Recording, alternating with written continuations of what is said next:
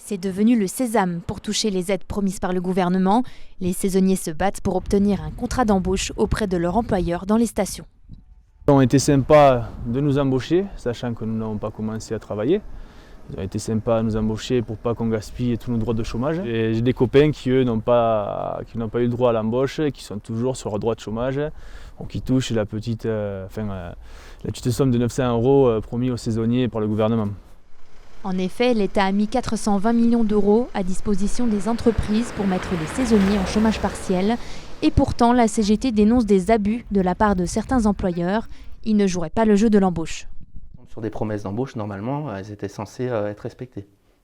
Et vous en avez vu des cas d'employeurs qui justement n'embauchaient pas? Oui, alors on a eu des dizaines de cas d'employeurs qui ne respectaient pas forcément les promesses d'embauche, qui se séparaient aussi des salariés pendant des pseudo-périodes d'essai, alors qu'ils ne pouvaient pas le justifier vu qu'ils n'avaient pas travaillé, ou des avenants qui ont été signés un petit peu sous la pression. Et ça, c'est quand même un peu aujourd'hui catastrophique dans une économie comme la nôtre, où quand même, je rappelle, le tourisme est la première activité économique de la Savoie. Donc on voit bien qu'il y a de l'argent, 420 millions d'euros que le gouvernement met, en contrepartie, les employeurs ne jouent pas le jeu et c'est un peu catastrophique. Alors pour aider ces saisonniers, la CGT a créé une boîte mail SOS saisonniers pour les orienter dans leur démarche. Ils ont déjà traité plus de 200 cas. Ici, oui, si je prends le dernier, c'est celui qui lui dit j'étais en contrat saisonnier de 2020 à location de vélo donc au Cap Ferret, j'ai rien eu.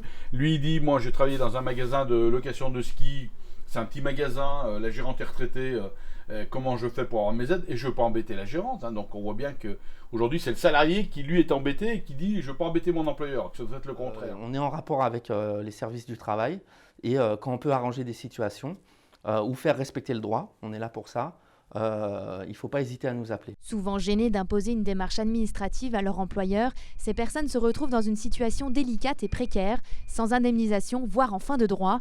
La CGT appelle les saisonniers à s'adresser à leur organisation syndicale.